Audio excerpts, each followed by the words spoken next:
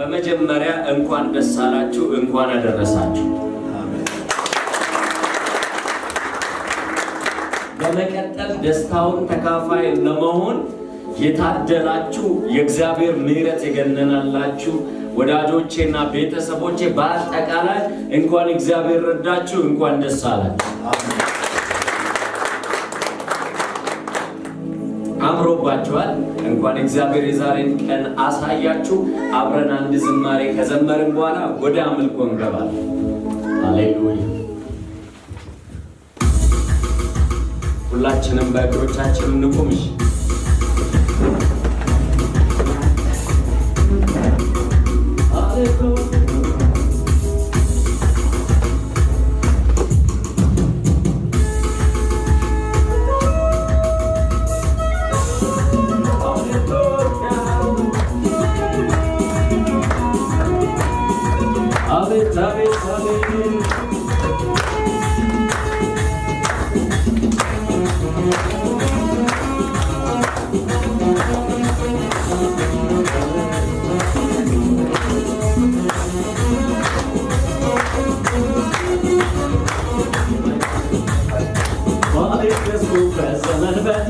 ደግሞ ሊያስበኝ ጌታ መከራዬን ሊያስረሳኝ ቀኑን ዘምሮ መጣልኝ። ባኩን ዘምኩበት ዘመን ፈታ ደግሞ ሊያስበኝ ጌታ መከራዬን ሊያስረሳኝ ቀኑን ዘምሮ ባለቀስኩበት ባለቀስኩበት ዘመን ፈታ ደግሞ ሊያስበኝ ጌታ መከራዬን ሊያስረሳኝ ቀኑን ዘምሮ መጣልኝ። ወዳጅ ሆኜ ሳለሁ የሐዘን የለቅሶ የለቅሶ ዘመን ያጣ ባይተዋር ብቸኛ ግለስ ተጓራ ከታመዳልና በሰው አቆጣጠር ቢመስ የዘገየ እርመተኛ ዳኛ መገባትን አየ ጠላት ወይስራ ክብረት የነሳለው ነው የጠራኝ እግዚአብሔር አንተን ማምናለሁ እንዳትሰማ ውሸታም የውሸት አባት ፈጣሪ በኔ ልትሰማ ብዙ ባንተር በልታቅማማ የሰማው ነው ይሄን ነው እግዚአብሔር ለኔ መልካም እኔ ስማውቀው ይሄን ነው እግዚአብሔር ለኔ መልካም እኔ ስማውቀው ይሄን ነው እግዚአብሔር ለኔ እግዚአብሔር ለኔ መልካም ባለቀስኩበት ዘመን ፈታ ደግሞ ሊያስበኝ ደጉ ጌታ መከራዬን ሊያስረሳኝ ቀኑን ባለቀስኩበት ዘመን ፈታ ደግሞ ሊያስበኝ ደጉ ጌታ መከራዬን ሊያስረሳኝ ቀኑን ጠብቆ በናሾች ሳለሁ እርስ ከሌለ የሐዘን የለቅሶ በደል ወገን ዘመን ያጣ ባይተዋር ብቸኛ ብለህ ስትጓራ እንደታመጣለኛ በሰው አቆጣጠር እውነተኛ ተነሳ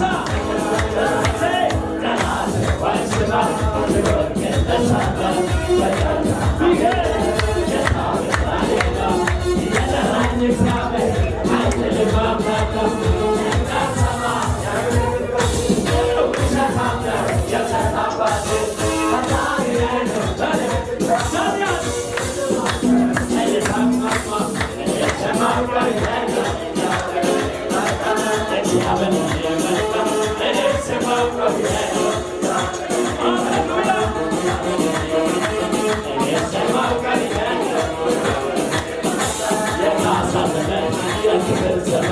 የመውጣት ዘመን አለ ከፊቴ አለ ከፊቴ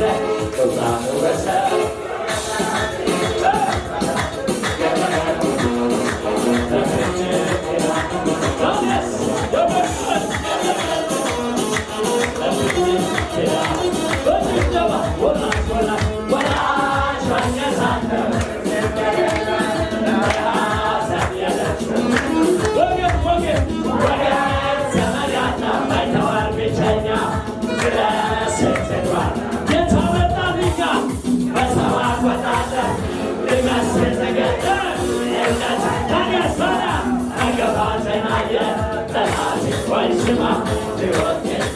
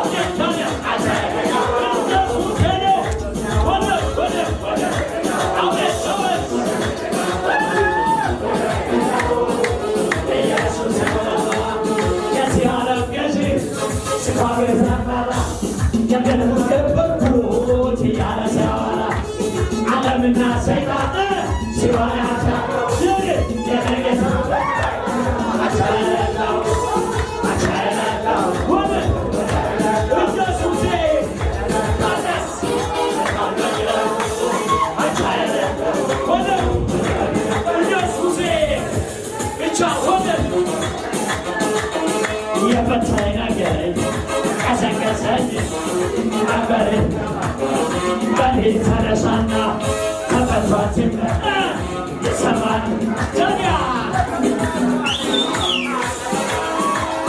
የፈታኝ ይኸው ወለታ ይኸው ሽምሸማ ይኸው ሽምሸማ ይኸው ወለታ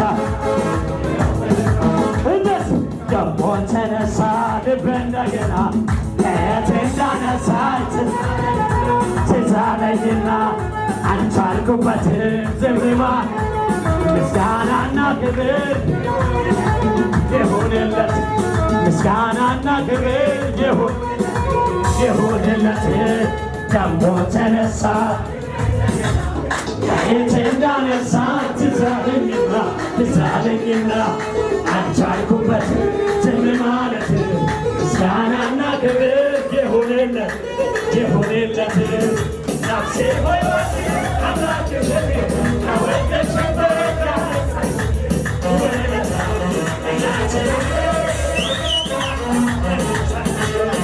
ነፍሴ ሆይ አምላክሽን ከወደድሽበት ያነሳሽን ወለታ ታዲያስ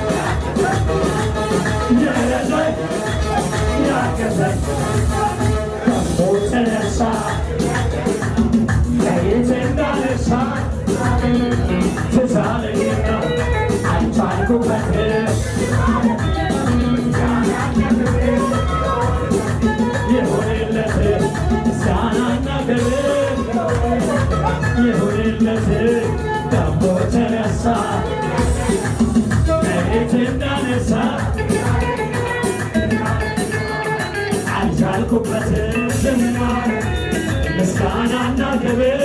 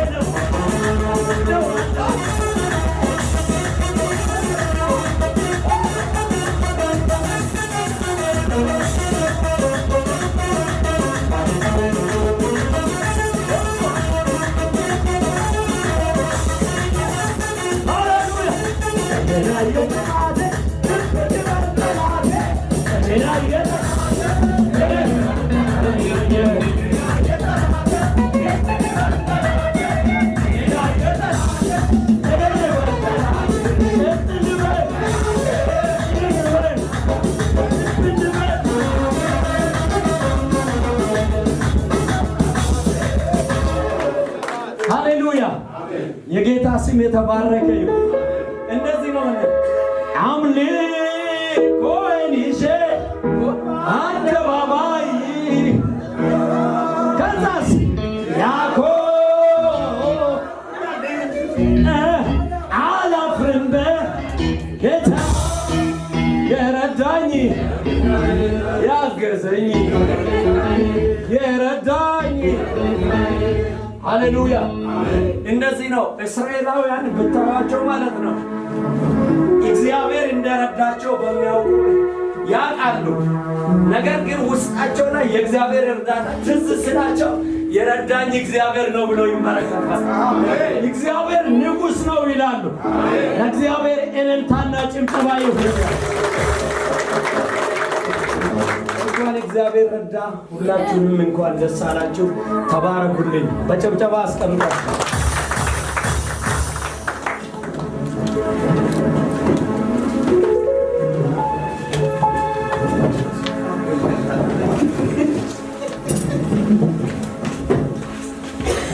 የጌታ ስም እንደገና ለዘላለም የተባረከ ይሁን። ቢሚስሚ ከኔጋ ጀስተሚኒ ለጥቂት ደቂቃ ከኔ ጋር ሁኑ። እያንዳንዱ በዚህ ዓለም ላይ የተለያዩ ኦርጋናይዜሽኖች አሉ ወይም ድርጅቶች አሉ። እነዛ ድርጅቶች የራሳቸው የሆነ ፕሬዝዳንት ወይም ማናጀር አላቸው እና ትዳር ሲባል ደግሞ የትዳር ዋና መስራች እግዚአብሔር፣ መመሪያ የሚሰጠው እግዚአብሔር። ስለዚህ የተቋሙ ባለቤት ክቡር ፕሬዝዳንት ሰማይንና ምድርን የፈጠረ የብስንም የሰራት ሕይወት ላለውና ሕይወት ለሌለው ሁሉ አባት የሆነው የዘላለም አምላክ እግዚአብሔር ይባላል። ስለዚህ የዚህ ተቋም መስራች ዋናው ፕሬዝዳንትም እግዚአብሔር ይባላል። ለእግዚአብሔር አጨብጭቡ። ስለዚህ በዚህ መንፈስ እያለን የእግዚአብሔርን ቃል የምንሰማበት ጊዜ የሆነ ፓስተርን ወደዚህ ጋብዛለሁ። ካልደከማችሁ በጭብጨባ እንኳን ደህና መጣ።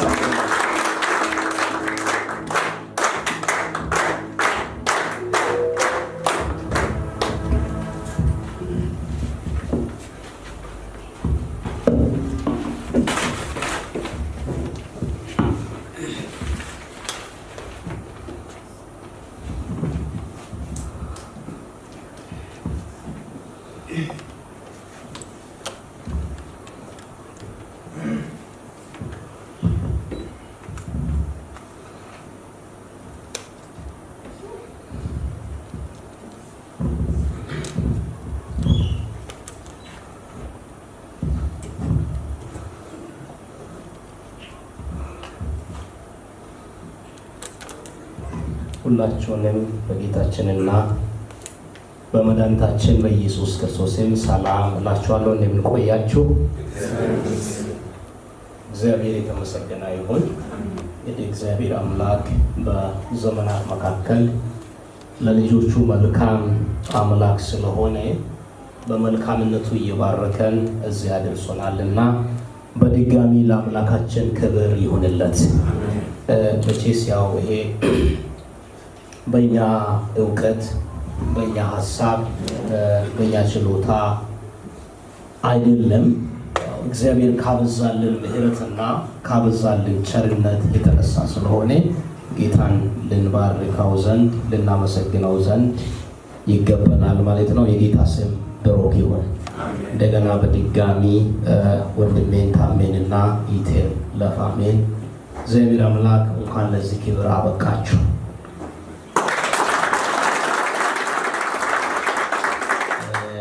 ደስ ብሎኛልና ዛሬ በእውነት ያው በእናንተ ፕሮግራም ላይ ለማገልገል ያው በመታደሌ ያው በጣም ትልቅ ደስታ ተሰምቶኛል።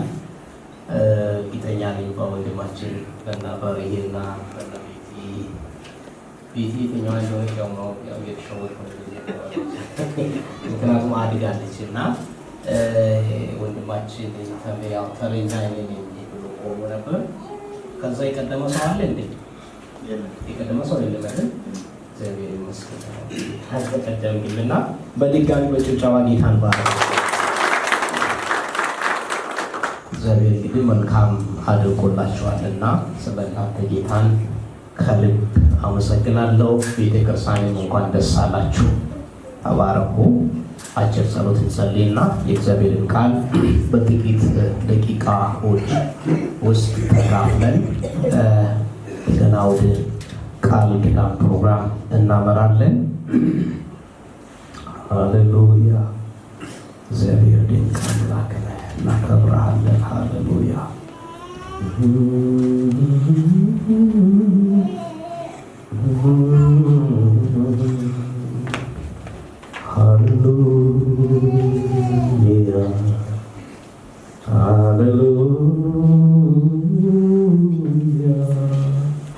ሃሌሉያ።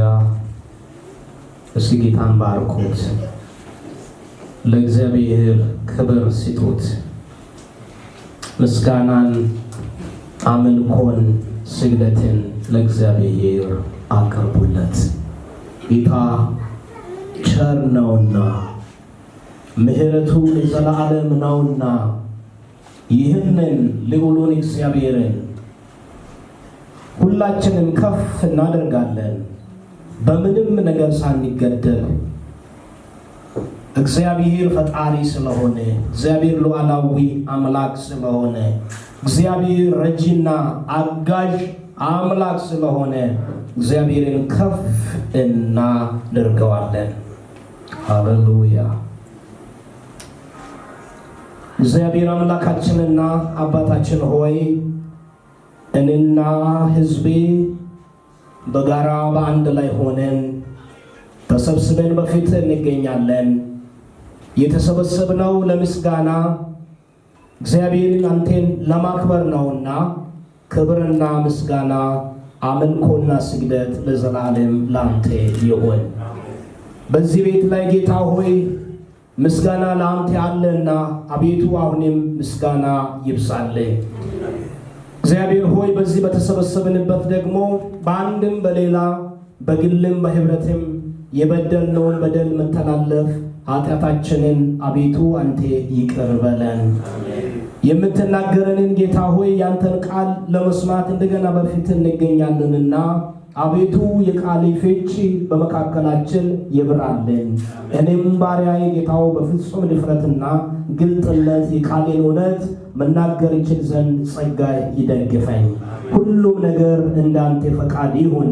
በተጀመረው ፕሮግራም ላይ ጠልቃ ገብቶ ጌታ ሆይ ሊያሳዝን ሊጎዳ ጌታ ሆይ የራሱን ፕሮግራም ይዞ የወጣ ክፉ የጠላት አሰራር በኢየሱስ ጌታ ስም ለዘላለም የተከለከለ ይሁን።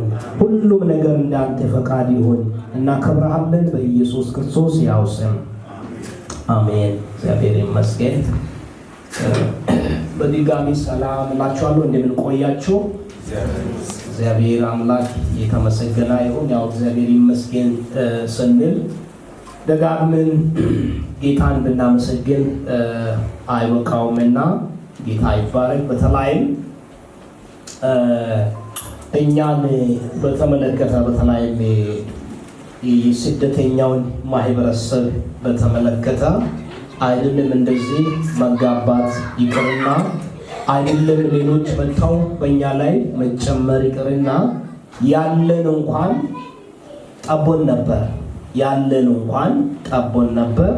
እግዚአብሔር ግን ቸር ስለሆነ አዋጅን ገልብጦ አሁን እንደገና ደግሞ ለምስጋና አብቅቶናል። በድጋሚ የጌታ ስም ይባረክ። ያው እናንተ አካባቢ ያው ጥሩ እንደሆነ ሰምቻለሁና በአማርኛ እንግዲህ ያው እኛን እግዚአብሔር ሰኔ 30 አሻግሮን ያው እንዲህ አድርጎናል። የሚገርመው በሰኔ 30 ውስጥ ሰው ትወጣላችሁ፣ አገሩን ትለቃላችሁ፣ የእናንተ ነገር ከዚህ አያልፍም፣ የእናንተ ነገር እዚህ ላይ አብቅቷል ሲባል የሚገርም ነገር እግዚአብሔር ሲሰራ ነበረና እኔ በነበርኩበት ቤተክርስቲያን በጉባኤ ላይ እየተናገርኩ ነበረና በዛው ፈታኝ ጊዜ ላይ ሁለት ጥንዶችን አንዱን ጥንዶች ቅዳሜ ማታ አጋባኋቸው፣ ሌሎችን ደግሞ ጠዋት እሑድ ላይ ሳጋባ እግዚአብሔር በእኛ የጀመረው ነገር በዚህ ምድር ላይ አላለቀም የሚል ነገር ነበር። ወዳጆቼ ይሄ ራሱ እግዚአብሔር በእኛ የጀመረው ነገር አለማለቁን ያመለክታል። አይታችኋል። በዚህ በኩል ጠላትም ሰው ተባብሮ የእናንተ ነገር አብቅቷል፣ እዚህ ላይ አበቃ፣ ከዚህ ልክ አታልፎም ሲል እግዚአብሔር ደግሞ እንደዚህ አይነት ተአምራቶችን ሲያደርግ ምን ማለቱ ነው? ያላለቀ ስራ አለ በዚህ ምድር ላይ በእናንተ የጀመርኩት ያልጨረስኩት ስራ አለ የሚል መልእክት ነው። ጌታ ስሙ ይባረክ እና ጌታ ድንቅ ነገርን እያደረገ ነውና በርቱ። እንግዲህ ሰኔ 30ን ያሳለፈው እግዚአብሔር እንግዲህ ስራውን ቀጥሏልና ተስፋ አንቁረጥ። እንደውም ሌሎችም ለማግባት ያሰባችሁ ሁላችሁ አግቡ ነው። እኔ እንደውም እኔ ጋር ለነበሩት ወጣቶች እየነገርኳቸው ነበርና እንደው ብዙም አትጨነቁ፣ አትፍሩ። ነገሩ በጣም ከከፋ አብራችሁም ትሄዳላችሁ። እንደው ማግባቱን አግቡ። እንደው ተያይዛችሁ ብትሄዱም ራሱ አይሻልም? ለብቻ ከመሄድ አብሮ መሄድ ይሻላል። ይሻላል፣ አብሮ መሄድ ይሻላል። ሰው እግዚአብሔር ያጨረሰው ነገር ስላለ እንበረታ፣ ተስፋ አንቁረጥ ነው። ከእግዚአብሔር ቃል አንድ ስፍራ አነብና በአጭሩ አሳጥሬ ቶሎ ላካፍልላችሁ። በኤፌሶን ምዕራፍ 5 ቁጥር 31 ላይ ያለው ቃል አነባለሁ። ኤፌሶን ምዕራፍ 5 ቁጥር 31 ላይ የእግዚአብሔር ቃል እንዲህ ይላል፣ ስለዚህ ሰው አባቱንና እናቱን ይተዋል፣ ሰው አባቱንና እናቱን ይተዋል፣ ከሚስቱም ጋር ይተባበራል፣ ሁለቱም አንድ ሥጋ ይሆናሉ ይላል። ደግሜ ያነበዋለሁ። ስለዚህ ሰው አባቱንና እናቱን ምን ያደርጋል? ይተዋል፣ ከሚስቱም ጋር ይሆናል፣ ይተባበራል፣ ሁለቱም ስንት ሥጋ ይሆናሉ?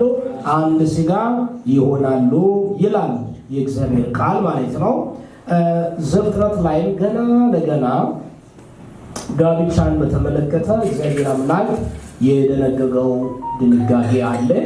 ያ ድንጋጌ ነው እዚህ ላይ በሐዋርያው ጳውሎስ እግዚአብሔር የደገመውና ሰው አባቱንና እናቱን ምን ያደርጋል? ይተዋል፣ ከሚስቱም ጋር ይሆናል፣ ይጣበቃል፣ ሁለቱም ስንት ሥጋ ይሆናሉ? አንድ ሥጋ ይሆናሉ ብሎ ይህንን ድንጋጌን እግዚአብሔር በቃሉ ላይ አስቀምጧል። ስለዚህ ከዚህ የተነሳ የባልና የሚስት ጉዳይ ስነሳ ሁል ጊዜ ባልና ሚስት ስንት አካል ናቸው? አንድ አካል ናቸው። ስንት አልኳችሁ? እስኪ አንድ አካል በሉ። አንድ አካል ናቸው። ይህንን ደግሞ አማኙ ማህበረሰብ አይክደውም። ምክንያቱም የእግዚአብሔርን ቃል ሕጉን መመሪያው የእግዚአብሔር ቃል ስርዓት የተቀበለው የማህበረሰብ ክፍል ሁሉ አምኖ የሚቀበልበት ሕግ ነው። አምኖ የሚቀበልበት መሪህ ነው። ባልና ሚስት አንድ አካል ናቸው፣ ሁለት አይደሉም። ሊነጣጠሉ፣ ሊለያዩ፣ ሊገነጣጠሉ ፈጽሞ አይገባም። አንድ ናቸው ወይ ይላል። አንድ ናቸው፣ አንድ አካል ናቸው፣ አንድ ሥጋ ናቸው። ስለዚህ አንድን አካል ማንም ሰው ገንጥሎ ሊለያይ ዘንድ አይችልም። አሁን ለምሳሌ ሁለት እጆች አሉኝ። ከሁለቱም እጆች አንዱን እጄን ገንጥዬ መጣል አልችልም። አንዱ እጄ ተገነጠለ ማለት መላው አካሌ ምን ይሆናል? ይታመማል፣ መላው አካሌ ይቆስላል። ስለዚህ የትዳር ጉዳይን ስነሳ የአንድነት ወይም አንድ አካል አንድ ሥጋ የመሆን ጉዳይ ምንጊዜም ሊረሳ ዘንድ አይገባም። በሱ ላይ ጥርጥር የለኝም፣ ጥያቄም የለኝም፣ ሐሳብም የለኝም። የእግዚአብሔር ቃል ምን ብሎ ደንግጓል? አንድ ናቸው ብሏል። አሁን ከጥቂት ደቂቃዎች በኋላ ስትጋቡ ስንት ትሆናላችሁ? እስካሁን ግን ስንት ናቸው? ስንት ናቸው? እስካሁን ሁለት ናቸው። ሁለት ናቸው። ገብቶሻል አይደል? እንዳትቃለዱ። እስካሁን ሁለት ናቸው። ግን ያው በምድር በምድሩ ስርዓቱን ለመፈጸም ነው ሁለት ያልኩት። ያው በሰማዩ ወደ ያልቆላቸዋል ማለት ነው።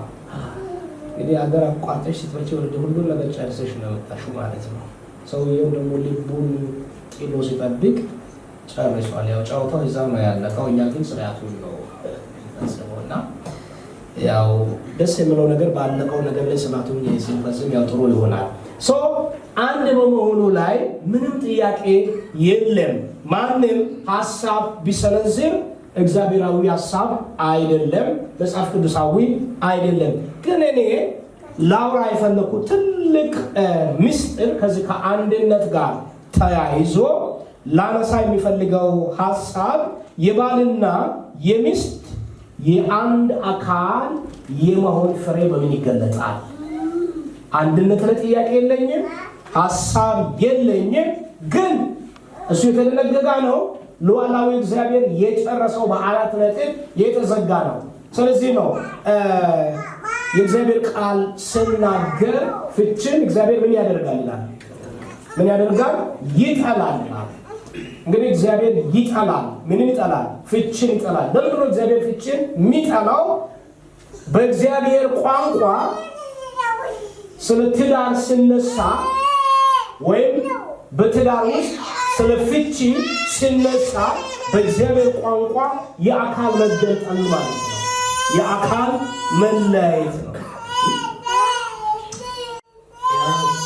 ያዟቸውና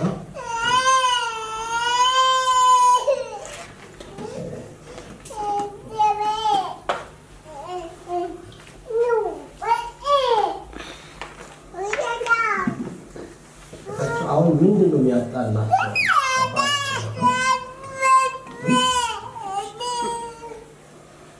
እና እንዴት ነው የሆነ ተቃውሞ የሚታሰሙ እና ከኔ እንግዲህ አስቡበት። መልካም በትዳር ውስጥ የፍቺ ጉዳይ ሲነሳ እግዚአብሔር የመገንጠል ያህል የአካል የመገንጠል ያህል ይሰማዋል። ምክንያቱም አንድ አካል እንዲገነጠልና እንዲለያይ ዘንድ እግዚአብሔር አይፈልግምና፣ ስለዚህ የደነገገው ከዛ ነው። ግን ይህ አንድነት ሌላውን አይደለም። ይህ አንድነት የባልና የሚስት የአንድ አካል የአንድ ስጋ የመሆን ፍሬ በምን ይገለጣል? በሶስት ነገሮች መገለጥ አለበት። ያገባችሁ በደንብ ስሙ። ያላገባችሁ ወደፊት ሲታገቡ ይህን ሐሳብ በደንብ በሕይወታችሁ መሪ አድርጋችሁ ያዙት። የመጀመሪያው የባልና የሚስት የአንድ አካል የአንድ ስጋ የመሆን ፍሬ የሚገለጠው የመጀመሪያው በአንድ ዓላማ ነው፣ ወይም በዓላማ ይገለጣል። በዓላማ ይገለጣል። ፍሬ ነው። ዓላማ ፍሬ ነው። ለምሳሌ ስለ ወንድሜና ስለ እህቴ ብናነሳ ሁለታቸው አንድ ከመሆናቸው በፊት ስንት ዓላማ ነበራቸው? የየራሳቸው ዓላማ ነበራቸው አይደል? የየራሳቸው የሆነ ዓላማ ነበራቸው። ግን አንድ ሲሆኑ ዓላማቸው ጭምር ስንት መሆን አለበት? አንድ መሆን አለበት። አሁን በግላችሁ የየራሳችሁ የሆነ ዓላማ የየራሳችሁ የሆነ እቅድ ነበራችሁ። ግን በጋብቻ ስትጣመሩ ምንድነው አንድነታችሁ መገለጥ ያለበት? በዓላማ አንድነት ነው። የባልና የሚስት ዓላማ የተለያየ ሊሆን ዘንድ አይገባም። የባልና የሚስት ዓላማ የተከፋፈለ ሊሆን ዘንድ አያስፈልግም። አንድ ነው ዓላማ። የትኛው ዓላማ ነው? የአንድ ዓላማ። የመጀመሪያው ዓላማ የባልና የሚስት የመጀመሪያው ዓላማ መሆን ያለበት እግዚአብሔርን በትዳራቸው የማክበር ዓላማ ነው። ቀዳሚ ነገር ማለት ነው።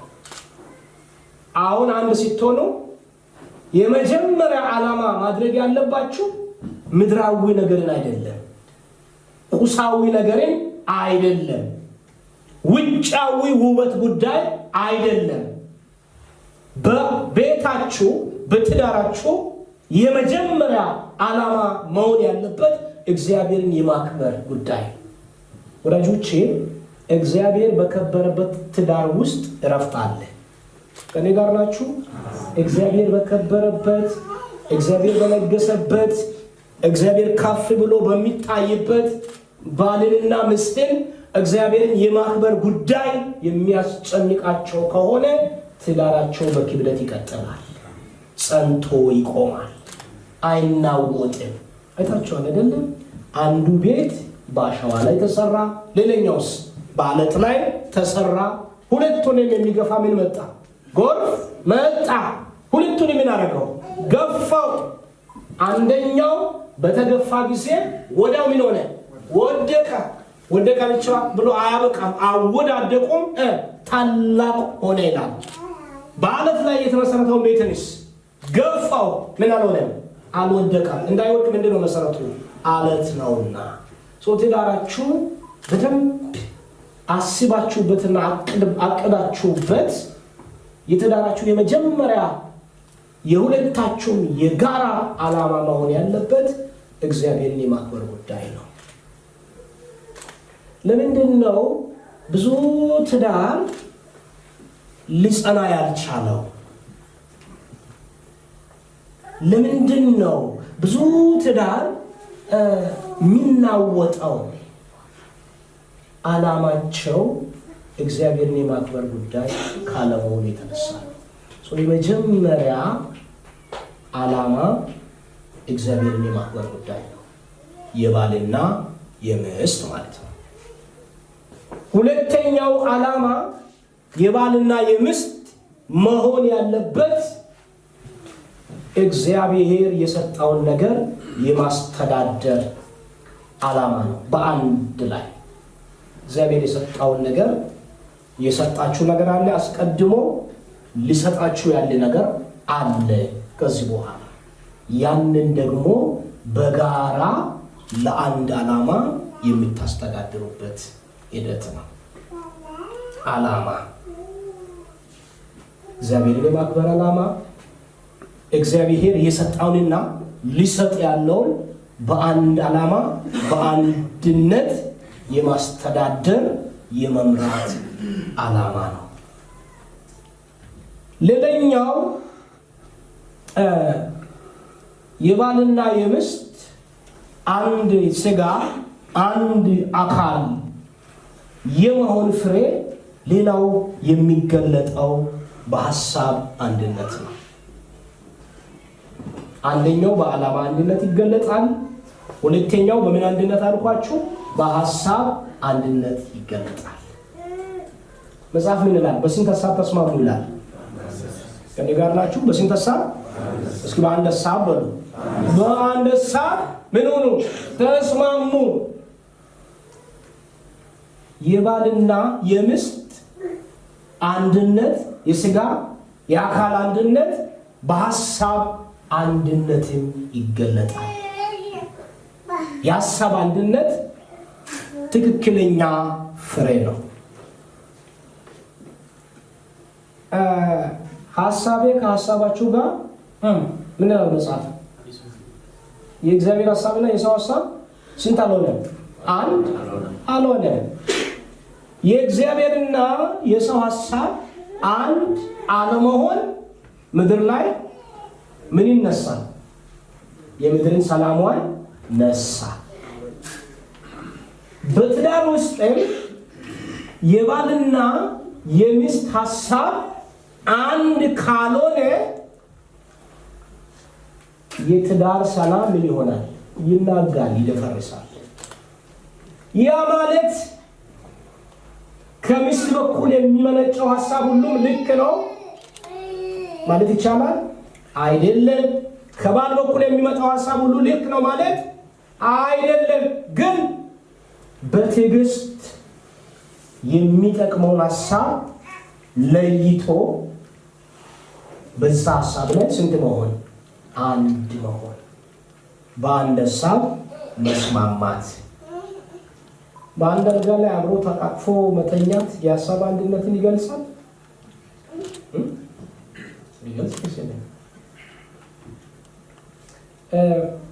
ሐሳብ አደጋ ነው። ቅድም እያስተማርኳቸው አንድ ነገር እየነገርኳቸው ነበር። አደገኛ ተነቦ ተጠንቶ ያላለቀው መጽሐፍ ቢኖር ወደፊትም የማያልቀው መጽሐፍ ቢኖር የሰው ልብ የሰው ልብ አጥንተህ አትጨርሰው። ወደ ትዳርም ከመጣን ባል የሚስቱን ልብ አጥንቶ አይጨርስም። ሚስትም የባሏን ልብ አጥንታ በላታገልኝ አትጨርስም። አሁን እኔም እየሞከርኩ ነው ለማንበብ ማለት ነው። የሚስቴን ልብ ማለት ነው በጣም ቱፋ እሷም አቅሟ በፈቀደው ሁሉ የኔን ልብ ታጠናለች፣ አትጨርሰው። በጣም ከባድ ነው።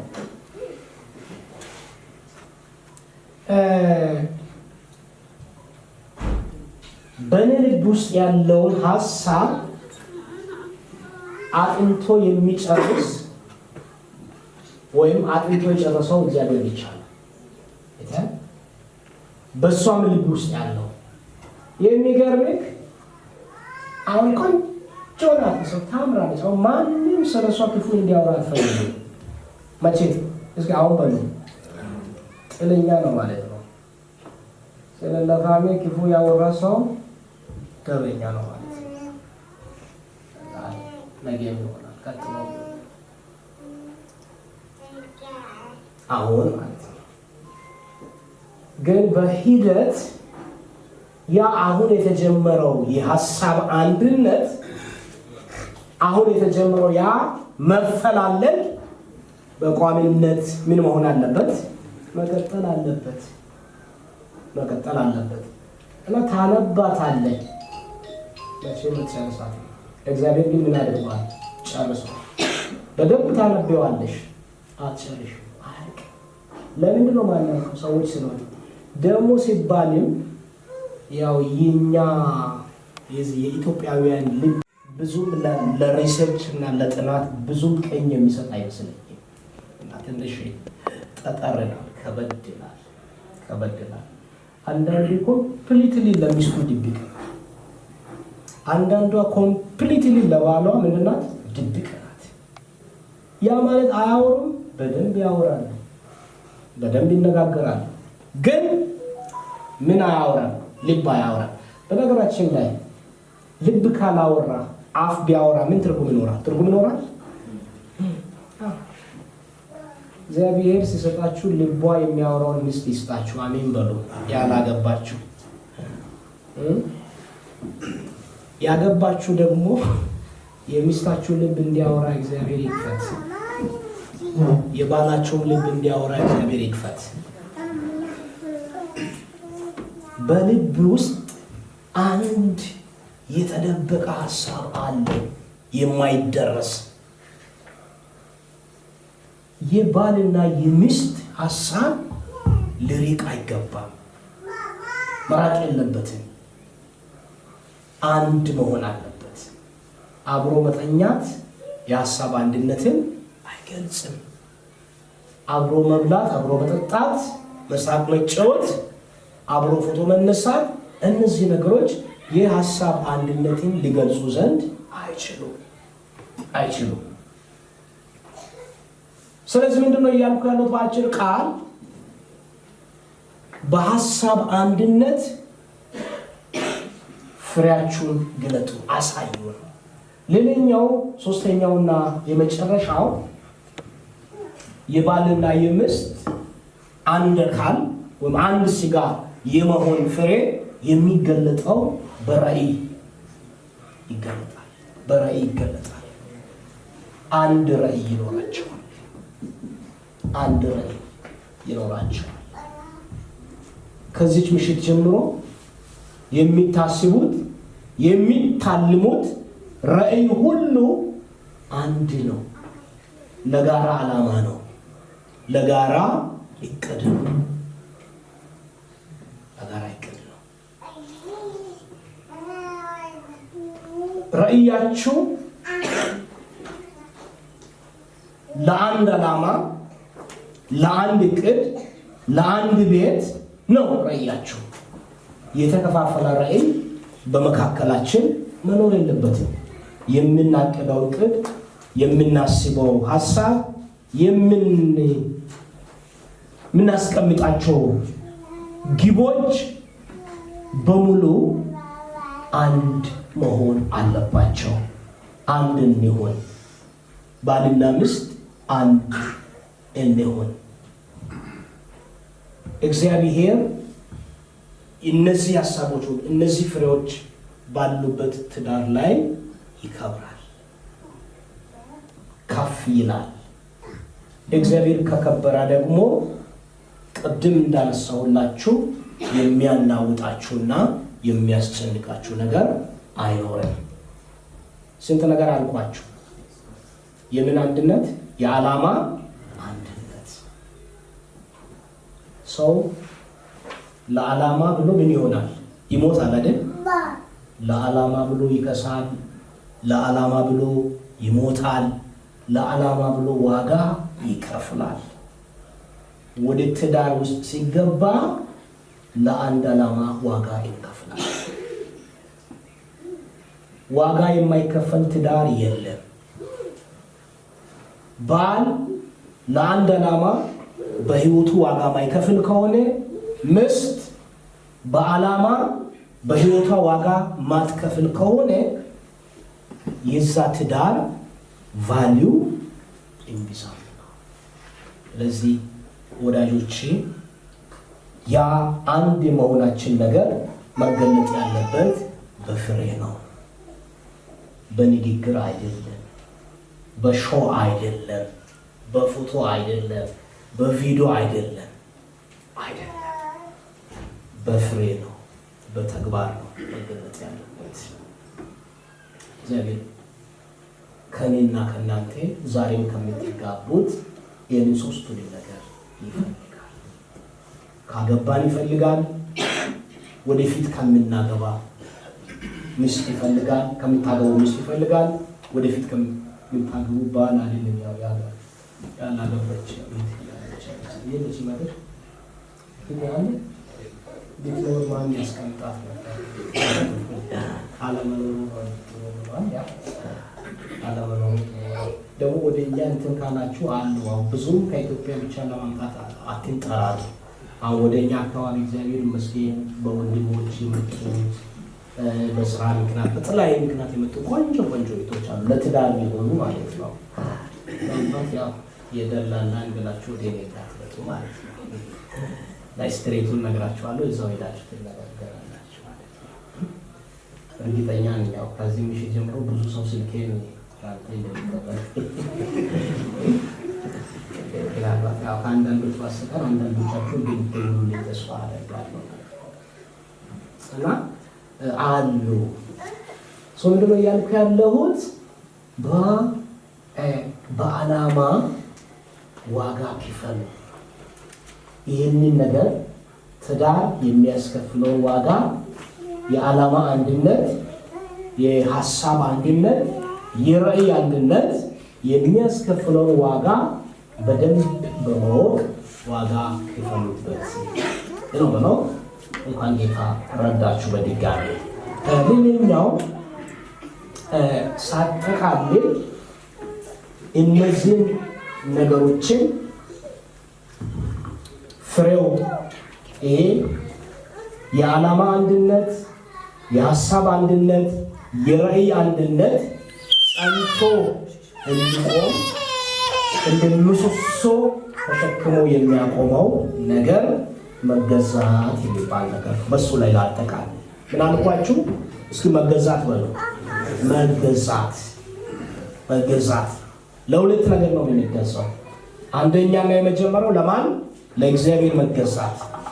ለእግዚአብሔር ስንገዛ የዓላማ አንድነቱ ይቀጥላል፣ የሐሳብ አንድነቱ ይቀጥላል፣ የራእይ አንድነቱ ይቀጥላል። ለማን ስንገዛ? ለእግዚአብሔር ስንገዛ። ሁለተኛስ ለማን ስንገዛ? አንዳችን ለሌላችን ስንገዛ። አሁን አንተ ትገዛለህ፣ ገዛለሁ ብቻ እንዳልኩ አንተ መገዛት አለብህ። አንቺም ገዛለሁ እንዳትዪ፣ አንቺ መገዛት አለብሽ። እኔ አሁን በእውነት በእግዚአብሔር ፊት ነው የማወራው። ለባለቤቴ ለጥቀጥ ብዬ ነው ተገዛውላት። አስገድዳኝ አይደለም፣ ፈቅጄ ማለት ነው፣ በበጎ ፈቃድ። መገዛት ደግሞ በበጎ ፈቃድ ሲሆን ነው የሚያምረው። በግድ ከሆነ አያምርም። በበጎ ፈቃድ ራሴን አሳልፌ ስለሰጠው ስትመራኝ ይመራል። በተራ ደግሞ እሷን በበጎ ፈቃዷ ራሷን ለኔ አሳልፋ ስለሰጠች ስለምትገዛ ምን አረጋታለሁ? እኔም እመራታለሁ። እነዚህ አሁን ያነሳኋቸው ሶስቱም ነገሮች በህይወታችሁ ጸንተው እንዲቆዩ ለእግዚአብሔር ተገዙ፣ ሁላችንም ማለት ነው። ቀጥሎ አንዳችሁ ለሌላችሁ ተገዙ። የምንገዛው በምንድን ነው መሆን ያለበት? በፍቅር ነው፣ በውዴታ ነው። በግዴታ መሆን የለበትም። ቅድም ባለፈው አንዴ ማውርቼላችኋለሁ። ቅድምም እያወራው ነበር። በጣም መውደድና በእውነት መውደድ ይለያል። የተጠራነው በእውነት ለመውደድ ነው። በጣም ካልን ይሄ በጣም ያምራል ልል እችላለሁ። ይሄንን ስል በጣም ወደዋለሁ ልል እችላለሁ። በጣም ሲምፕል ነገር ነው። በእውነት ስንል ግን እውነት ማን ነው? ኢየሱስ ነው አይደል? እውነት ኢየሱስ ነው። የእውነት ነገር ስነሳ እሱ እውነት፣ መንገድ፣ ህይወት ነው አይደል? እውነት ስንል ኢየሱስ ነው። ስለዚህ የእውነት ስንወድ ኢየሱስ ክርስቶስ እኛን በወደደበት ፍቅር ነው ማለት ነው። ስለዚህ አንዳችሁ ለሌላችሁ ተገዙ። መገዛት በትዳራችሁ ውስጥ ካለ ትዳር ይጣፍጣል። መገዛት በትዳር ውስጥ ከሌለ ትዳር ይሾህ ነው፣ ይወጋል፣ አይመችም። ስለዚህ እንድትገዙ እግዚአብሔር ጸጋውን ያብዛላችሁ። ደግሞ ምንድነው መገዛት የሚባል ነገር ነው። የምንገዛው ለእግዚአብሔር ነው። የምንገዛው አንዳችን ለሌላችን ነው ማለት ነው። ቃሉን እግዚአብሔር ይባርክልን።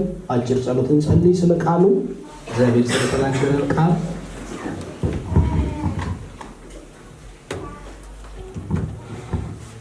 ጸልይ።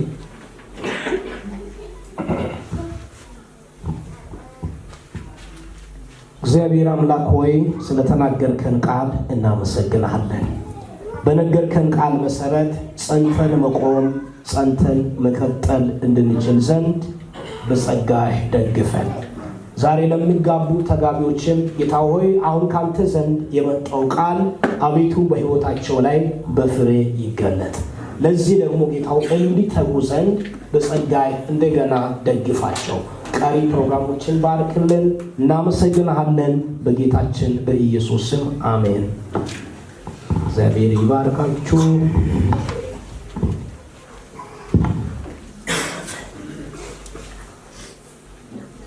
ምክንያቱም ያው ሰዓታችን በጣም ስለሄደ ከዚህ በላይ አንሄድም ማለት ነው። ደህና ናችሁ? እስኪ እንደገና በድጋሚ እንኳን ጌታ ረዳችሁ ስትሉ አጨብጭቡላቸው። እግዚአብሔር ይመስገን። ጌታን ከልብ እናመሰግናለን። ሌላ ምናልባት የሀሳብ ለውጥ ከሌላቸው ለመጋባት ፈቃደኞችና ዝግጆች ከሆኑ ወደ መድረክ እንዲመጡ ጠይቃለሁ። ሸኟቸው። የሀሳብ ለውጥ ካለ ያላችሁበት ኖ ፕሮብለም።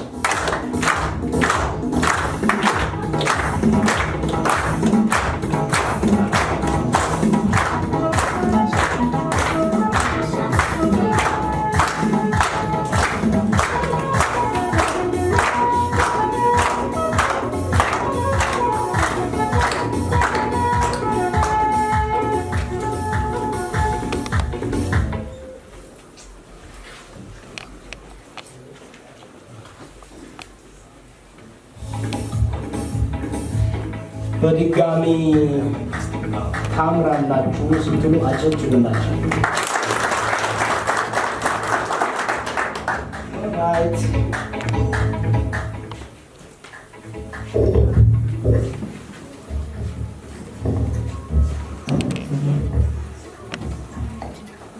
መልካም ነው። ቀጣይ ተረኛ መሆን አስቡ ይወስናል። ገና ነው ብሏል። በቃ ብዙ ራይት የቀጥታ ጊዜያችንን ከመጠቀም አንጻር ወደ ቃል ኪዳን ፕሮግራም እናመራለን። ቀን 20/08/2026 ዛሬ እዚህ የተገኘነው በእግዚአብሔርና በእኛ ፊት የቆሙትን ሙሽሮች ወንድማችንን ተመስገን ራመቶንና እህታችንን ለፋሜ ጌታውንን በቅዱስና ክርስቲያናዊ ጋብቻ ለማጣመር ነው። ጋብቻ በእግዚአብሔር በጎ ፈቃድ በኤደን ገነት ውስጥ በአንድ ወንድና በአንዲት ሴት መካከል እግዚአብሔር ራሱ የመሰረተው ቅዱስና ክቡር ተቋም እንደሆነ የእግዚአብሔር ቃል በዘፍጥረት ምዕራፍ 1 ቁጥር 27 እስከ 28 እና ዘፍጥረት ምዕራፍ 2 ቁጥር 25 ድረስ ባለው ክፍል በግልጽ ያረጋግጥልናል። ስለዚህ የሚመሰረተውም በእግዚአብሔር ምሪት በቃሉ እውነት አንድ ወንድና አንዲት ሴት ሙሉ ፈቃድ በዕድሜ ዘመናቸው ሁሉ አንድ ሥጋ ሆኖ ለመኖር በመስማማት በቤተ ክርስቲያን አመራር የሚካሄድ የቃል ኪዳን ሥርዓት በመሆኑ ሁለቱ ተጋቢዎች በእግዚአብሔርና በጉባኤ ፊት በሚገቡት ጽኑ ቃል ማረጋገጫነት በክርስቶስና በቤተ ክርስቲያን መካከል ያለውን የፍቅር የመታዘዝና የትስስር ምስጢር የሚያመለክት ምሳሌ መሆኑን በጥልቀት በመረዳት ትዳራቸውን በመዋደድና በመከባበር ሊመሩት እንደሚገባ መጽሐፍ ቅዱሳችን በኤፌሶን ምዕራፍ 5 ቁጥር 21 እስከ 30 እና በሌሎችም በመጽሐፍ ቅዱስ ክፍሎች በግልጽ ያስተምራል። ቤተክርስቲያናችንም ይህንን እውነት ታምናለች። ጋብቻ የተቀደሰ ክቡር የቤተሰብ ተቋም የሚመሰረትበት በመሆኑ ባልና ሚስት የቤተሰባቸውን አባላት በሚገባ ለማስተዳደር በእውነተኛ መረዳዳትና መጽናት በፍቅርና በአንድነት በትዕግስት እርስ በርሳቸው ለመኖርና በእግዚአብሔር መንገድ ለመምራት ኃላፊነት የሚቀበሉበት አደራ ነው። ዛሬ አደራ ጭምር ነው የሚቀበሉት ማለት ነው። ስለዚህ እንግዲህ ፈቃደኝነታቸውን እጠይቃለሁ። ስለዚህ አንተ ተመስገን ራመቶ ይህንን ክቡርና ቅዱስ የጋብቻ ቃል ኪዳን በመፈጸም በኃላፊነት ለመምራትና አደራን ለመቀበል ፈቃደኛ ነህ? አዎ ፈቃደኛ ነኝ።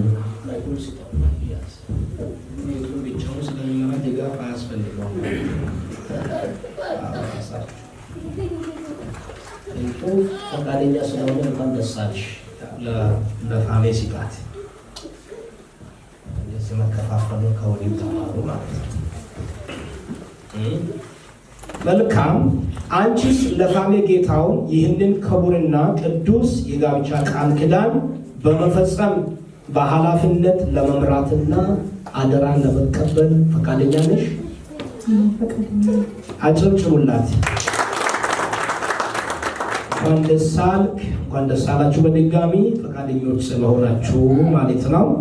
እንግዲህ ፈቃደኛ ባይሆኑ ኖሮ እዚህ አይሆንም ነበር ማለት ነው።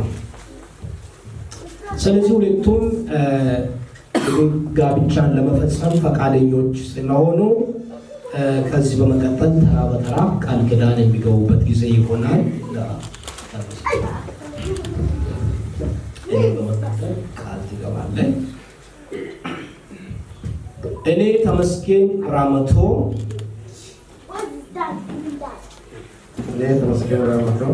አንቺን ለፋሜ ጌታውንን አባታችን ለፋሜ ጌታሁን የቃል ኪዳን ሚስቴ የቃል ኪዳን ሚስቴም እንድትሆኚ ፈቅጄ ሳገባሽ ሞት እስኪለየን ድረስ በደስታና በሐዘን በጤንነትና በበሽታ በሀብትና በድህነት ጊዜ ሁሉ አፍቃሪና ታማኝ ባል እንደሚሆንልሽ በእግዚአብሔርና በዚህ ጉባኤ ፊት ቃል ኪዳን እገባልሻለሁ። አጨብጭቡለት።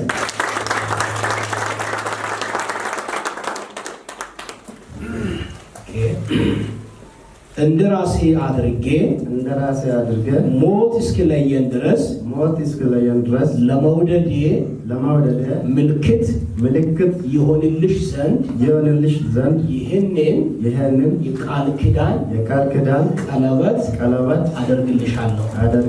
ቀለበት ያደርግላታል። በጭብጨባ ተፈቱ።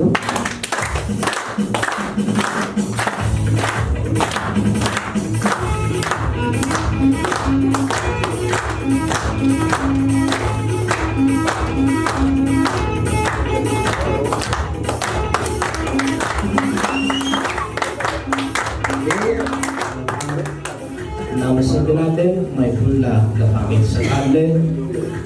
ቃል ኪዳን ስለገባና ቀለበት ስላደረግላት ከልብ እናመሰግናለን። እግዚአብሔር ይባርክ። በመቀጠል እይታችን ለፋሜ ተራ በተራ ቃል የሚገባበት ጊዜ ይሆናል። ከዛሬ ጉንፋን ይይዝሻል እንጂ ጌታ ይገስጸው ይገኛል ማለት ነው። እኔ ለፋሜ ጌታሁን አንተን ተመስገን ራመቶን የቃል ኪዳን ባሌ እንድትሆነኝ ፈቅጄ ሳገባይ ሞት እስኪለየን ድረስ በደስታና በሐዘን በጤንነትና በበሽታ በሀብትና በድህነት ጊዜ ሁሉ ታማኝና ታዛዥ ሚስት እንደሚሆንልኝ በእግዚአብሔርና በዚህ ጉባኤ ፊት ቃል ኪዳን እገባልሃለሁ። እንደራሴ አድርጌ ሞት እስኪለየን ድረስ ለመውደዴ ምልክት ይሆንልኝ ዘንድ ይህንን የቃል ኪዳን ቀለበት አደርግልሃለሁ። አጨብጭቡላት።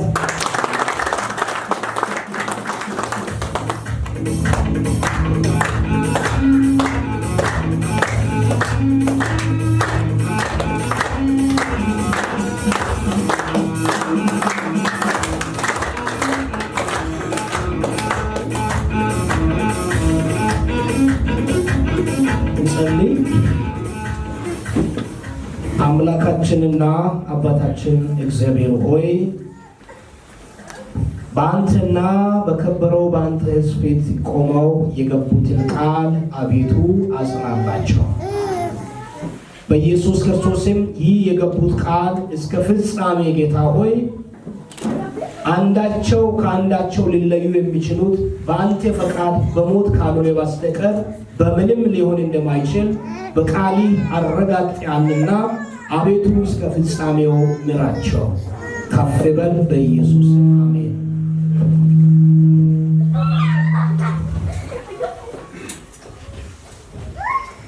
በተቀደሰው ሕጋዊ ጋብቻ ለመጣመር በእግዚአብሔርና በዚህ ጉባኤ ፊት ስለተስማማችሁ እኔ ቄስ ጥላሁን አብዮ በአብ በወልድና በመንፈስ ቅዱስ በአንድ አምላክ ስም ባልና ሚስት መሆናችሁ አስታውቃለሁ፣ ደግሞ አጸናለሁ። እግዚአብሔር ያጣመረውን ሰው አይለየው። አጨብጭቡላቸው። በርከክ ሲሉ እንጸልይላቸዋለን። እግዚአብሔር አምላክ እንዲረዳቸው እንዲባርካቸው መልካሙን ሁሉ እየተመኘን ሁላችንም እንጸልያለን። መሪዎች ወደዚህ ትመጣላችሁ፣ አንድ ላይ እንጸልይላቸዋለን።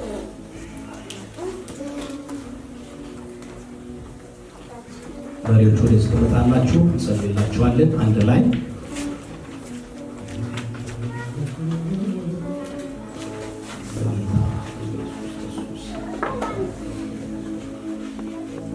እግዚአብሔር አምላክ በፍሬ እንዲባርካቸው ትዳራቸው የበረከት እንዲሆን ትዳራቸውን በእውቀትና በጥበብ እግዚአብሔርን በመፍራት እንዲመሩ እግዚአብሔር በትዳራቸው ላይ ከፍ ብሎ እንዲታይ አብረን እንጸልያለን። ፍቅሬን ጸሎት ይጸልልናል። በሰማይና በምድር ከብረና ገና ያለ ዘላለማዊ አባት ሆይ በዚህ ደቂቃ በነሱ በወንድሜና በእህቴ ጥምረት ምክንያት ወደዚህ ለተሰበሰበው ሕዝብ ቃልን ተናግረሃል። ቃልን እየተናገር የሰው ልጅ በምድር ላይ ሲጣመር እንዴት እንደሚኖር እንዴት ተስማምቶ እንደሚኖር እንዴት በፍቅር እንደሚመላለስ ጌታ ሆይ ቃልን ተናግረሃል። ቃልን የተናገርክልን የመከርከን አንተ ስለሆን አንተን እጅግ አድርገን እናመሰግናለን። ክብር ምስጋና ለአንተ ይሁን። ለሰው ልጆች የምትራራ ለሰው ልጆች የሚጠቅመውን የምትናገር የሚጠቅመውን ቃል ተናግረሃል። አንድ ወዳጅ ለአንዱ ጓደኛው ለወዳጁ አንድ ጊዜ የሚጠቅመውን ሊመክር ይችላል፣ አንድ ጊዜ ደግሞ የሚጎዳውን ሊመክር ይችላል። አንተ የምትመክረን ሁሌም የምትናገረን ሁሌም የሚጠቅመውን ነው። እግዚአብሔር ዛሬም ከዚህ በፊትም እንደምትናገር ዛሬም ደግሞ የመከርከን የተናገርከን የሚጠቅመውን ቃል ነው። ስለዚህ አሁንም አንተን እናመሰግናለን። ክብር ምስጋና ለአንተ ይሁን። አሁን ደግሞ በዚህ ደቂቃ እግዚአብሔር ልናመሰግን ይፈልገናል። እግዚአብሔር ታላቅ ነገር አደረገልን ደስም አለን እንዳለ ዳዊት እግዚአብሔር ዛሬ ታላቅ ነገር አድርጋል። ደስ የሚያሰኘውን አንተ ታላቅ ነገር ስታደርግ እኛን ደስ ብሎናል። እግዚአብሔር ደስ የሚያሰኘውን ነገር ያደረከው አንተ ስለሆን አንተን እናመሰግናለን። ክብር ምስጋና ለአንተ ይሁን። እግዚአብሔር ለሰው ልጆች እግዚአብሔር ደስ የሚያሰኛቸው ነገሮች እንዲሆኑ አይፈልግም ጠላት። እንደዚህ ወንድሜና እህቴ እንደዚህ እንድጣመሩ ጠላት አይፈልግም ነበር። የጠላትን ዕቅድ አበላሽተህ በቃል እንደተናገርከው ሰው እናቱንና አባቱን ይተዋል፣ ከሚስቱም ጋር ይጣበቃል፣ ሁለቱም አንድ ሥጋ ይሆናሉ እንዳልክም እግዚአብሔር ዛሬ በዛ በረከት ተባርከዋል። ከዚህ በኋላ እግዚአብሔር ብቸኝነት የለም፣ አንድ አድርጋል፣ አንድ ሥጋ አድርጋል። ስለዚህ አሁንም እግዚአብሔር ይህንን ታላቅ ነገርን ያደረግከውን አንተን እናመሰግናለን። ክብር ምስጋና ለአንተ ይሁን። ከዚህ በፊትም ደስ የሚያሰኙ ነገሮችን እያደረግክ ያለኸው ዛሬም በወንድሜም በእህቴም ሕይወት ደስ የሚያሰኘውን ነገር አድርጋል። ከዚህ በኋላም እግዚአብሔር ባለገቡ በብቸኝነት ብቻቸውን ለሚኖሩ ሰዎች እንደዚህ ደስ የሚያሰኘውን ነገር ታደርጋለህ። ክብር ምስጋና ለአንተ ይሁን። ባደረግከው ስናመሰግን እግዚአብሔር ያልሆነው እንደገና ይሆናል። እግዚአብሔር ከአንተን ማመስገን ከኛ ስለሚጠበቅ ይህን ያደረግከው አንተ ስለሆን አንተን እናመሰግናለን። ክብር ምስጋና ለአንተ ይሁን። አሁን ደግሞ እንደዚህ አንድ ሥጋ አድርገህ የባረከው አምላክ እንደገና በሌላ በረከት ትባርካለህ። ሌላውን በረከት ምንድነው ከተባለ በፍቅር ትባርካቸዋለህ፣ በወንድና በሴት ልጆች ትባርካቸዋለህ። እግዚአብሔር ክብር ምስጋና ለአንተ ይሁን። አንተን እንድትባርክ እንለምንሃለን። እንደገና በፍቅር እንደገና በወንድና በሴት ልጆች ጌታ ሆይ አንተ ባርካቸው። በጥበብና በማስተዋል ጌታ ሆይ አንተ ባርካቸው። ጥበብና ማስተዋል ከሌለ በጥበብ ልጅቷ በጥበብ ካልተባረከች በፍቅር መመላለስ በፍቅር መኖር አይችሉም። ልጁም በእግዚአብሔር በጥበብ ካልተባረከ በፍቅር በአንድነት መኖር አይችልም። እግዚአብሔር ሆይ ነጭናጫ ነው የሚሆነው። እግዚአብሔር እሷን የሚጎዳ ነው የሚሆነው። ስለዚህ እግዚአብሔር በፍቅር በማስተዋል በጥበብ እግዚአብሔር እንድትባርካቸው ለምናለው። ጌታ አንተ ባርካቸው። እግዚአብሔር አንተን በማፍራት ባርካቸው። አንተን የሚፈራ ሰው አንዳች አያጣም። አንተን የሚፈራ ሰው እግዚአብሔር ረጅም ዕድሜ ጠግቦ ይኖራል። አንተን የማይፈራ ግን አስመሳይ ይጎዳል፣ አስመሳይ ይሞታል፣ አስመሳይ ይጠፋል። የኤሊ ቤት በማስመሰል ምክንያት ድንገት በአንድ ቀን የእስራኤልን ጆሮ ጭው የሚያደርግ ነገር ሆኗል። አንድ ጊዜ ሞተዋል፣ ጠፍተዋል። ያም ለምንድን ነው ከተባለ እግዚአብሔር አንተን ካለማፍራት የተነሳ አስመሳይ ከመሆናቸው የተነሳ በአንተ ቤት እየኖሩ አንተን አይፈሩም፣ ለአንተን አይመስሉም። እግዚአብሔር እነዚህ ልጆች ወንድሜንም እህቴንም እግዚአብሔር አንተን በማፍራት እንድትባርካቸው አንተን እለምናለሁ። ጌታው አንተን በማፍራት ባርካቸው። እግዚአብሔር ተስማምተው በፍቅር እንዲኖሩ ጌታው አንተ እርዳቸው። በፍቅር እንዳይኖሩ አደርጋለሁ፣ እንዳይግባቡ አደርጋለሁ እያለ ወደ ቤታቸው የሚገባ ማንኛውም ክፉ አውሬ በጌታ በኢየሱስ ስም ዛሬ የተመታ ይሁን። እግዚአብሔር ሌሎችም እንደዚህ እግዚአብሔር እንዳያገቡ እግዚአብሔር በትዳር እንዳይባረኩ አደርጋለሁ። ምን በዚህ ከተማ የሚሽከራከር ምናምንቴ አደርጋለሁ እንደተባረኩ እነዚህ ሌሎች ስለምን ይባረካሉ የሚል እግዚአብሔር ማንኛውም ክፉ መንፈስ እግዚአብሔር ብዙ ቦታ እያየን ነው። ትዳር ሲፈርስ እያየን ነው። ስለያዩ እያየን ነው። ግን በዚህ ከተማ እንደዛ አይነት ነገር አልሆነም። ጸሎታችን እየተሰማ ነው።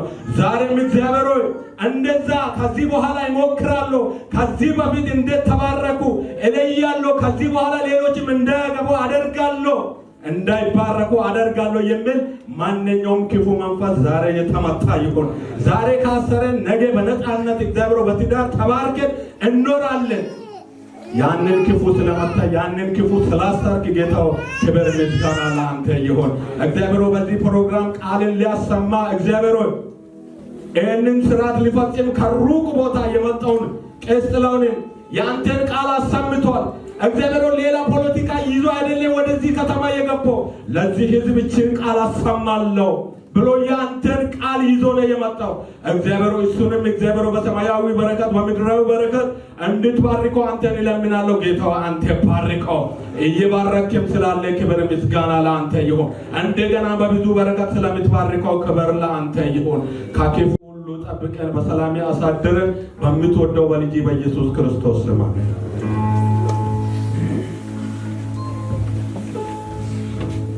እግዚአብሔር ይባርካችሁ ይጠብቃችሁ። እግዚአብሔር ፊቱን ወደ እናንተ ያንሳ፣ ሰላሙንም ይስጣችሁ። እግዚአብሔር አምላክ እስከ ፍጻሜው ይምራችሁ። ዘመናችሁ ፍሬያማ ይሁን። በአብ በወልድ በመንፈስ ቅዱስ በአንድ አምላክ ስም አሜን።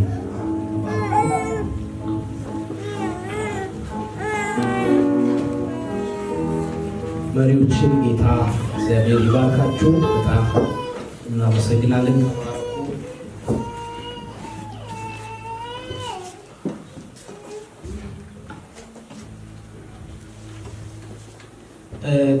ከዚህ በመቀጠል ያው ወደፊት ሰርግ ሲያደርጉ ሌላ ፕሮግራም ሲኖራቸው ዋናው ሰርቲፊኬት ይሰጣቸዋል። አሁን ግን በቤተ ክርስቲያን ስርዓት በቃል ኪዳን በሕጋዊ ቃል ኪዳን መጋባታቸውን የሚያመለክት የተዘጋጀላቸው ሰርቲፊኬት አለ። በሱ ላይ ይፈርማሉ። ከዛ በኋላ እንሰጣቸዋለን ማለት ነው። መጽሐፍ ስናገር እንግዲህ ያው ባል የቤት ራስ ነው ስለሚል ወንድማችን ታቤ መጥቶ ይፈርማል። በጭብጨባ ወደ ሲሸኝ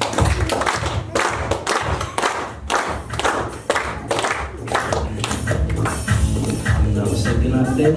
ታቤ ትፈርማለች።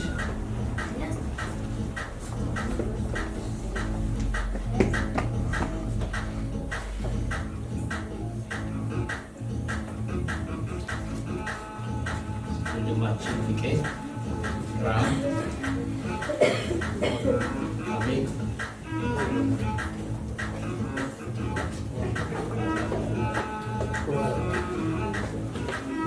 አህመድ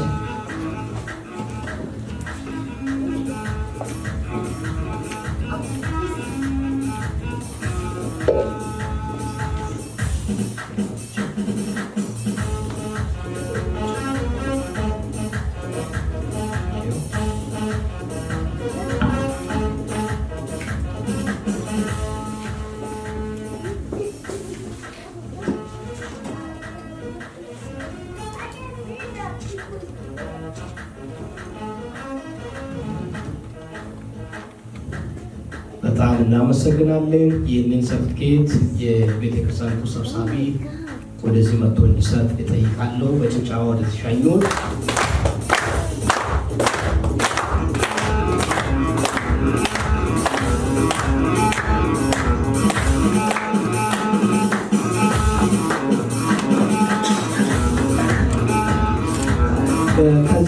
በመቀጠል ደግሞ ሻማ የሚያበሩበት ጊዜ ይሆናል።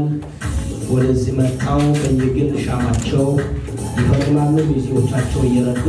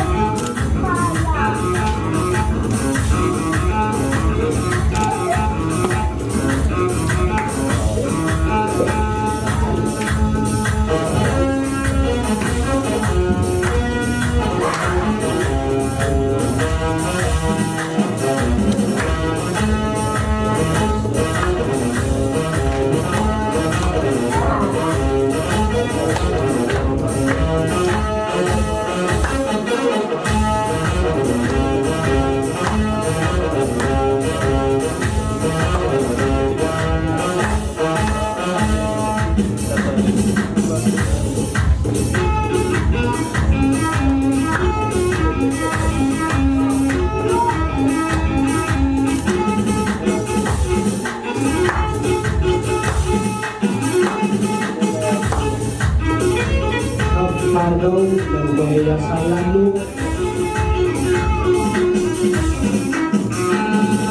የሚያመለክተው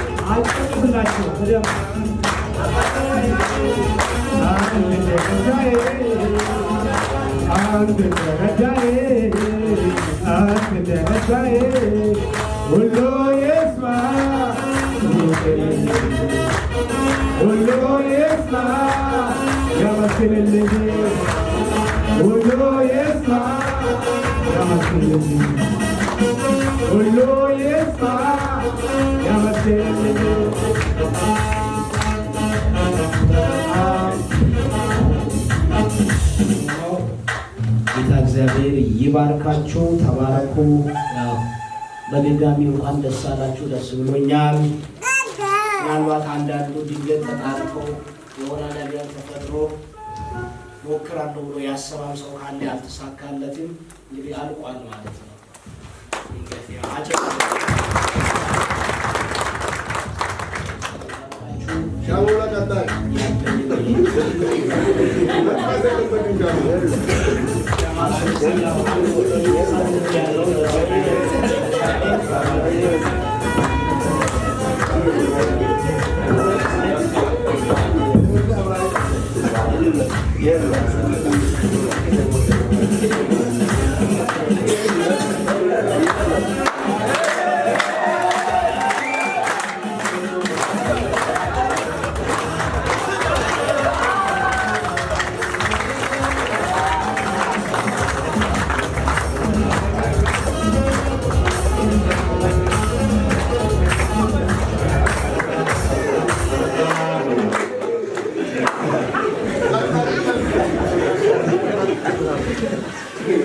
ስለነበረን ጊዜ የእግዚአብሔር አምላካችን ስም የተባረከ ይሁን።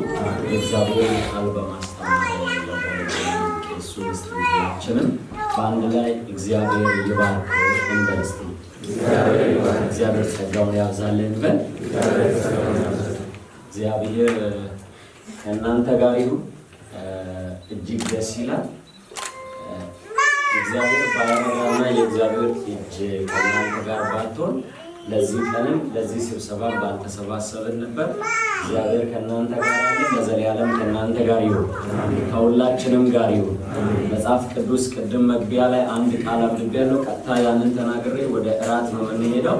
እንደዚህ የካኔአን ንጉሥ ኢያቢስ የሚባል ነበርና እግዚአብሔርም በእስራኤል ልጆች ፊት ላይ አዋረደ ይላል። ያንን ንጉሥ ማለት ነው። እግዚአብሔር አለቃችሁን ያዋረደ። ዝም ብላችሁ አሜን አትሉ? አሜን። እግዚአብሔር አለቃ የሆነባችሁን ሊገዛችሁ የሚፈልገውን ሊያንበረክክ የሚፈልገውን ስትራቴጂ ቀርጾ በእናንተ ዙሪያ ላይ 24/7 ፋይት የሚያደርገውን እግዚአብሔር ከእግራችሁ በታች ይጣልላችሁ። አሜን። በኢየሱስ ስም የወደቀ ይሁን። አሜን። በሀገሪቱ ላይ በአራቱም መጣጫ የሚወራጨውን ያንን አለቃውን መንፈስ እግዚአብሔር ያዋርድ። አሜን። ዝም ብላችሁ ድምጻችሁን ልቀቁና አሜን በሉ። እግዚአብሔር ያዋርድ። አሜን። ተባረኩ። ወደ እራት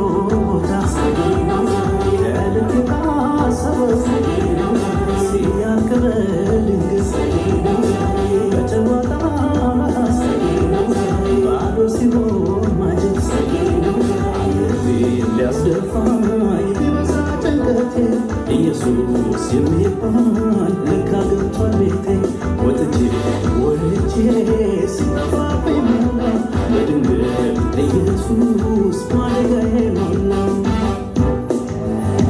አንተ ያለህበት የታደምክበት ገባ ከቤቴ ሁሉም ይሞላ